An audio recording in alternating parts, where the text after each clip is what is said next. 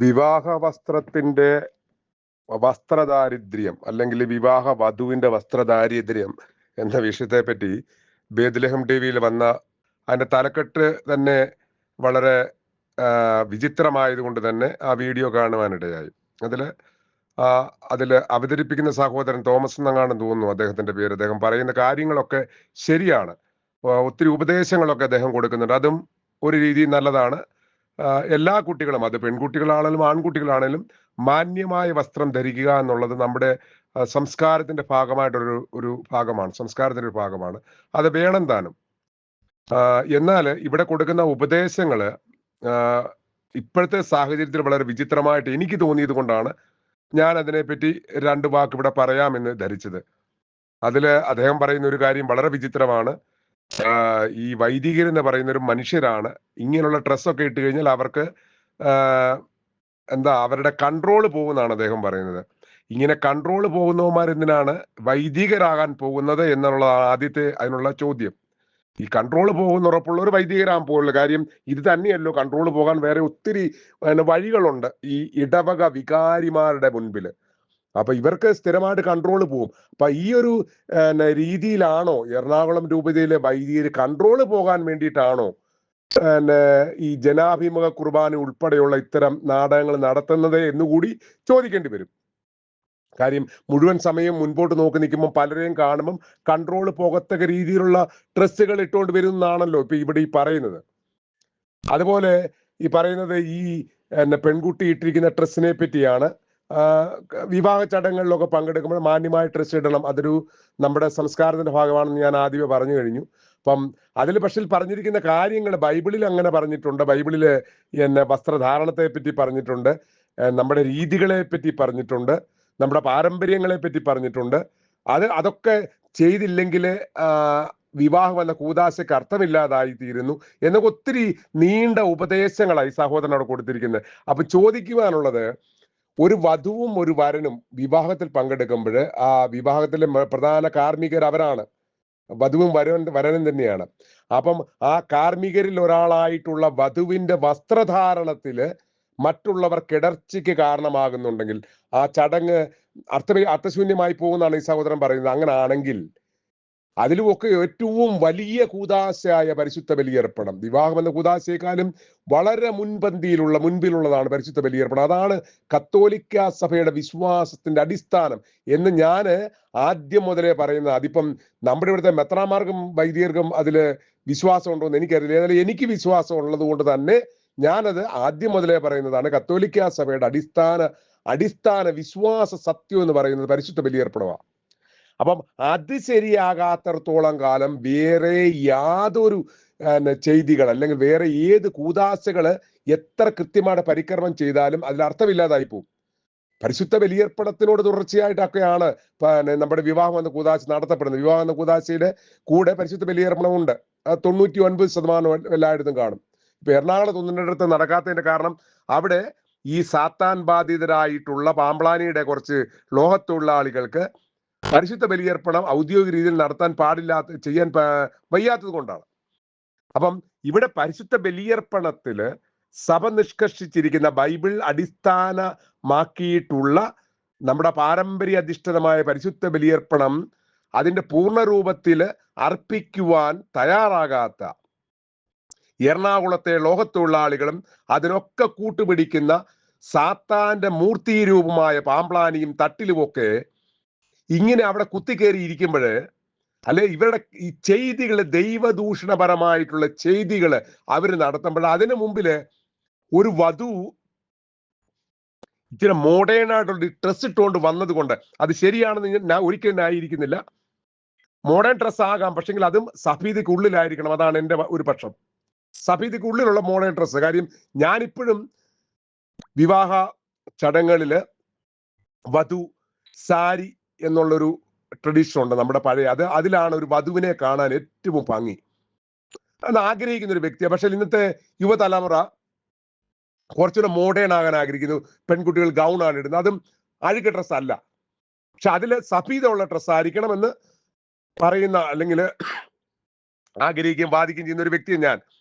എന്നാല് വധുവിന്റെ ഡ്രസ്സിന് അല്ലെങ്കിൽ വധു ഉപയോഗിച്ചിരിക്കുന്ന ആ വസ്ത്രധാരണത്തെ എല്ലാ രീതിയിലും ഇകഴ്ത്തിക്കൊണ്ട് അതിന് മാത്രം കുറ്റം പറഞ്ഞുകൊണ്ട് ആ വസ്ത്രധാരണം കാണുമ്പോൾ മുമ്പിൽ നിൽക്കുന്ന പുരുഷ നാമധാരികൾക്ക് അല്ലെങ്കിൽ ഈ വികാരിക്ക് അല്ലെ വൈദികന് അയാളുടെ കൺട്രോള് പോകുന്നൊക്കെ പറയുമ്പോൾ അതിനൊക്കെയുള്ള മറുപടി പച്ച മലയാളത്തിൽ വേറെ ഭാഷയിൽ വേറെ എന്തെങ്കിലും പറയേണ്ടി വരും.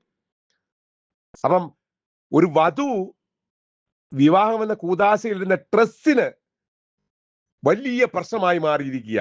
അത് സഭയെ തകർക്കുന്നു, സഭയുടെ വിശ്വാസത്തെ ഖനിക്കുന്നു, അല്ലെങ്കിൽ മറ്റുള്ളവർക്ക് ഇടർച്ചയ്ക്ക് കാരണമാകുന്നു. അതെങ്ങനെ അച്ഛൻ ഇത് അനുവദിച്ചത് എങ്ങനെയാണ്? അച്ഛന്മാരുടെ കുഴപ്പമല്ലേ? സഭ ഇത് തടയണം. ഒത്തിരി ആ ഒരു വീഡിയോയുടെ താഴെ എല്ലാവരും ഒരേ രീതിയിലാണ് വന്ന് അവിടെ കമന്റുകൾ എഴുതിയിരിക്കുന്നത്. ഞാൻ ഈ വീഡിയോ പ്രക്ഷേപണം ചെയ്ത ബേത്ലഹേം ടിവിയോടും അല്ലെങ്കിൽ ഈ ഒരു കാര്യത്തെ പറ്റി സംസാരിച്ച സഹോദരനോട് എനിക്ക് ചോദിക്കാനുള്ളത്, നിങ്ങൾ ഈ വിവാഹം എന്ന കൂദാശയെ പറ്റി പറഞ്ഞു നോക്കാൻ നല്ല കാര്യമാണ്. തീർച്ചയായിട്ടും സഭ്യമായ വസ്ത്രം വേണം, നമ്മൾ അതിനെതിരല്ല. പക്ഷെ അതിലൊക്കെ എത്രയോ ഉയർന്ന കാര്യമാണ് പരിശുദ്ധ ബലിയർപ്പണം. എറണാകുളത്ത് നടക്കുന്ന ആഭാസത്തരം നിറഞ്ഞ ബലിയർപ്പണ നാടകം, സഭ അംഗീകരിക്കാത്ത ബലിയർപ്പണം, തട്ടിലിന്റെയും പാമ്പ്ളാനിയുടെയും തട്ടിക്കൂട്ട് ബലിയർപ്പണം, മാർപ്പാപ്പ പോലും തള്ളിക്കളഞ്ഞ നാടകങ്ങള്, അതിനെതിരെ നിങ്ങൾക്ക് ആർക്കും പ്രതികരിക്കണ്ടേ? ഈ ബെത്ലഹേം ടിവിക്കാണേലും ഈ ശാലോൺ ടിവിക്കാണെങ്കിലും അല്ല അവിടെ പോയിരുന്ന് കുത്തിയിരുന്ന് വർത്താനം പറയുന്ന സഭയുടെ ആളുകളാണെന്ന് സ്വയം പറയുന്നവർക്കൊന്നും എറണാകുളത്തും ഇപ്പം മറ്റു പല രൂപതകളിലും തുടങ്ങിക്കഴിഞ്ഞു. ഇപ്പം പ്രത്യേകിച്ച് പറയുകയാണെങ്കിൽ ഫരീദാബാദ് രൂപതയിലും ചില ചലനങ്ങൾ ഉണ്ടായിട്ടുണ്ട് സഭയ്ക്കെതിരായിട്ടുള്ളത്. അതിനൊന്നും എതിരെ നിങ്ങൾക്ക് ആർക്കും സംസാരിക്കണ്ടേ? ഈ ടിവികളിൽ കയറി കുത്തിയിരുന്ന ആൾക്കാർക്ക് അപ്പൊ സംസാരിക്കുവാന് കഴിവുള്ള താല്പര്യമുള്ള സഭയോടൊപ്പം നിൽക്കുന്ന ആളുകളെ കൊണ്ട് ഇവർ സംസാരിപ്പിക്കത്തില്ല. കാര്യം അത് അവിടെ അവർക്ക് ഇവരെ താങ്ങുന്നവർക്ക് അത് ഇഷ്ടപ്പെടത്തില്ല. അല്ലെങ്കിൽ തന്നെ സഭയുടെ ഏറ്റവും വലിയ പരമോന്നത സമിതി എന്ന് പറയുന്ന സിനഡിലിരിക്കുന്ന ഞാൻ അവരെ കൊഞ്ഞാണന്മാരുടെ ഇനിയും വിളിക്കത്തുള്ളൂ. കാര്യം അവിടെ അതില് കുറച്ച് നല്ല മെത്രാന്മാരൊക്കെ ഉണ്ടായിരുന്നു നമ്മൾ ധരിച്ചിരുന്നു. ആ ധാരണ തെറ്റാണെന്നാണ് ഇപ്പം തോന്നുന്നത്. കല്ലറങ്ങാട്ടിനെ പോലുള്ള ആളുകളൊക്കെ ആട്ടിൻ തോലിട്ട് ചെന്നായ്ക്കളാണോ എന്ന് ഇപ്പൊ വിശ്വാസികൾ ചോദിക്കാൻ തുടങ്ങി. ഇപ്പൊ നമ്മൾക്കും സംശയമായി. കാര്യം ഇവരുടെയൊക്കെ മൂക്കിന് താഴെ ഇരുന്ന ഈ പാമ്പ്ലാൻ ഈ തെമ്മാടിത്തരങ്ങൾ കാണിക്കുന്നത്. ഇപ്പൊ ഏറ്റവും അവസാനം വന്നിട്ട് എറണാകുളം ബസലിക്ക വിശ്വാസികൾക്കെതിരെ കൊണ്ട് കേസ് കൊടുക്കുവാനുള്ള ആർജവം പാമ്പ്ലാനിക്ക് എവിടുന്നാ കിട്ടിയത്? ഇത് പാമ്പ്ലാനിയുടെ കുടുംബ സ്വത്താണോ എന്ന് പോലും വിശ്വാസികൾ ചോദിക്കാൻ തുടങ്ങി കഴിഞ്ഞു. അപ്പം പാമ്പ്ലാനി ഈ സിനഡിലുള്ള കൊഞ്ഞാണന്മാരെ ഭീഷണിപ്പെടുത്തിയത് അവരെ എന്ത് കാണിച്ചാ ഭീഷണിപ്പെടുത്തുന്നത്? അവരുടെ എന്തെങ്കിലും വീഡിയോകളുണ്ടോ, ചാറ്റുകളുണ്ടോ, ടെലിഫോൺ സംഭാഷണങ്ങളുണ്ടോ? എന്ത് കാര്യത്തിൽ? ധനസമ്പാദനത്തിലോ സ്ത്രീ വിഷയത്തിലോ എന്തിനാണ് ഈ പറയുന്ന സിനഡിലെ മറ്റു മെത്രാന്മാർ പാമ്പ്ലാനിയെ പേടിക്കുന്നത്? അതിപ്പോ ചങ്ങനാശ്ശേരിയുടെ ബിഷപ്പ് നമ്മുടെ തറയിലാണേലും ഈ പാലാ ബിഷപ്പ് കല്ലറങ്ങാട്ടാണെങ്കിലും ഇനിയും വേറൊരാളുണ്ട്, നമ്മുടെ ഇരുമ്പോലക്ക തൃശൂർ ആർച്ച് ബിഷപ്പ് ആൻഡ്രൂസ് താഴത്ത്. അദ്ദേഹത്തിന്റെ നിന്റെ കാല് ഞങ്ങൾ തല്ലി ഒടിക്കൂടാ എന്ന് പറഞ്ഞു ഒരുത്തനെ ചങ്ങനാശ്ശേരിനെ ഇവിടെ എറണാകുളം രൂപതയുടെ പാസ്റ്റർ കൗൺസിൽ സെക്രട്ടറി ആക്കി വെച്ചിരിക്കുക പാമ്പ്ലാനി. നാണമാകുന്നില്ലേ മെത്രന്മാരെ? നിനക്കൊക്കെ പോയി തൂങ്ങിച്ചത്തൂടെ? നിങ്ങളുടെ കൂട്ടത്തിൽ തന്നെയുള്ള ഒരു ആർച്ച് ബിഷപ്പിന്റെ കാല് തല്ലി ഒടിക്കൂ എന്ന് പറഞ്ഞു ഒരുത്തനെ ഒരു രൂപതയുടെ പാസ്റ്റർ കൗൺസിൽ സെക്രട്ടറി. ഇതിലൊക്കെ പേദം നീയൊക്കെ പോയി തൂങ്ങിച്ചാകുവാടാ ശവങ്ങളെ എന്ന് കർത്താവിന്റെ ബൈബിൾ വചനം ആസ്പദമാക്കി ഞാൻ പറയാൻ ആഗ്രഹിക്കുക. കാര്യം അതിൽ പറയുന്നുണ്ട്, നിങ്ങൾ ആർക്കെങ്കിലും എന്റെ ഈ സഹോദരങ്ങളിൽ എളിയവരിൽ ഒരാൾക്കെങ്കിലും ഇടർച്ചയ്ക്ക് കാരണമാകുന്നുണ്ടെങ്കിൽ കഴുത്തിൽ തിരികല്ല് കെട്ടിപ്പോയി ആഴങ്ങളിൽ നിബന്ധിക്കാൻ പോയി ചാകടാ ശവങ്ങളെ എന്ന് കർത്താവ് തന്നെ ബൈബിളിൽ പറയുന്നുണ്ട്. അതേ ബൈബിൾ വചനം ഞാൻ ഉപയോഗിക്കുന്നത്. കാര്യം നിങ്ങളൊക്കെ എനിക്ക് മറ്റുള്ളവർക്ക് ആർക്കും ഇടർച്ചയ്ക്ക് കാരണമായില്ലെങ്കിൽ എനിക്ക് ഇടർച്ചയ്ക്ക് കാരണമായി. കാര്യം വർഷങ്ങളോളം പള്ളി പട്ടക്കാരനുമായിട്ടും അൾത്താരയായിട്ടൊക്കെ ഏറ്റവും അടുത്ത് നിന്നൊരു വ്യക്തിയാണ് ഞാൻ. വിശ്വാസം അത്ര അടിയുറച്ചതാണ്. എനിക്ക് ഇപ്പോഴും അങ്ങനെയാണ്. പക്ഷെ എൻ്റെ വിശ്വാസത്തിനും കോട്ടം തട്ടുന്നുണ്ടോ എന്നൊരു സംശയമുണ്ട് ഇപ്പം. കാര്യം ഇതൊക്കെ കണ്ട് മടുത്തു.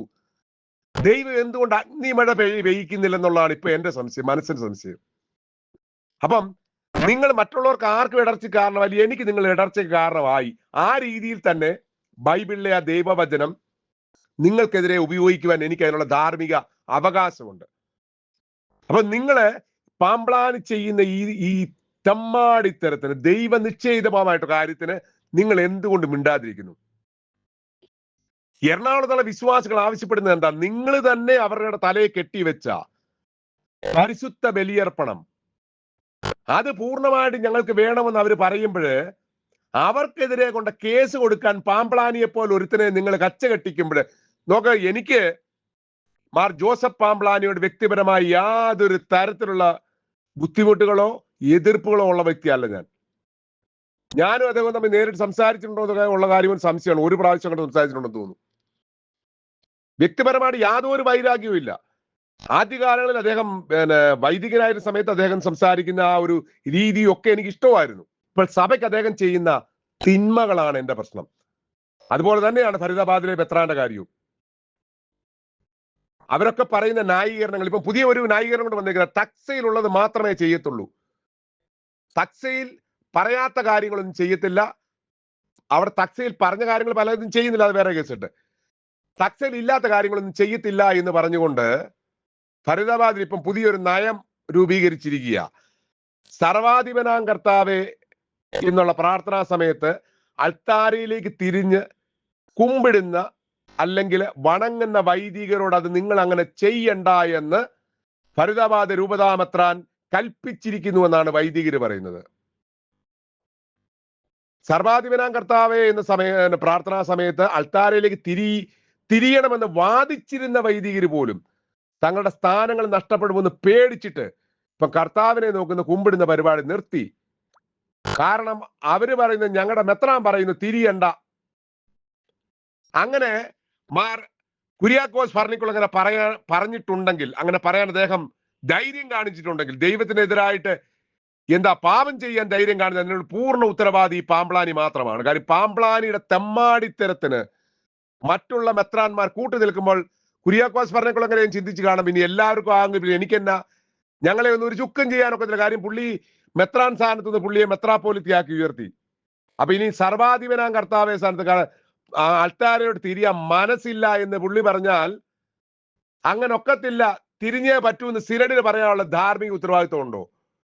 അങ്ങനെ വരുമ്പോ ആദ്യം പറയും പാമ്പ്ലാനിയെ പോയി നന്നാക്കിയിട്ട് വരാൻ പറയും മറ്റുള്ളവര്. അപ്പൊ സിനഡ് ഈ ചെയ്യുന്ന പാപത്തിന്റെ ഫലം നിങ്ങളിൽ ഓരോരുത്തരും അനുഭവിക്കും, നിങ്ങളുടെ കുടുംബാംഗങ്ങൾ പോലും അനുഭവിക്കേണ്ട ഗതികേട് വരും. കാര്യം കർത്താവ് ചിലപ്പോൾ അങ്ങനെ പോലും നിങ്ങളെ ശിക്ഷിക്കാം. നിങ്ങൾ ചെയ്യുന്ന ഈ പാപം കാരണം നിങ്ങളുടെ ബന്ധുമിത്രാദികൾ പോലും അതിന്റെ ശിക്ഷ അനുഭവിക്കും. കർത്താവ് അവരെ ശിക്ഷിക്കും. ഇനിയെങ്കിലും നന്നാകൂ സിനഡേ എന്ന് ഞാൻ ഇനിയും പറയണോ? കാര്യം പറഞ്ഞ് ഞാൻ മടുത്തു.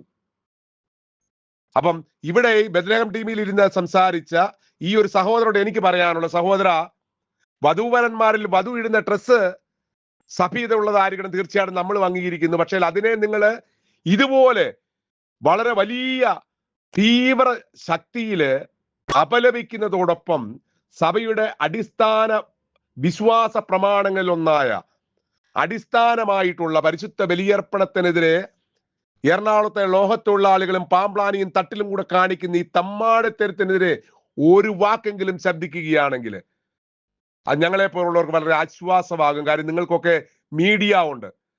ഞങ്ങൾക്ക് മീഡിയ ഉണ്ടായിരുന്നെങ്കിൽ ഞങ്ങൾ മീഡിയയിൽ വന്ന് സംസാരിച്ചേനെ. അപ്പം നിങ്ങൾ അത് സംസാരിക്കുമ്പോൾ ഇങ്ങനെയുള്ള പരിശുദ്ധ ബലിയർപ്പണത്തിന്റെ കാര്യം കൂടി ഒന്ന് സംസാരിക്കണേ എന്ന് അഭ്യർത്ഥിക്കുക.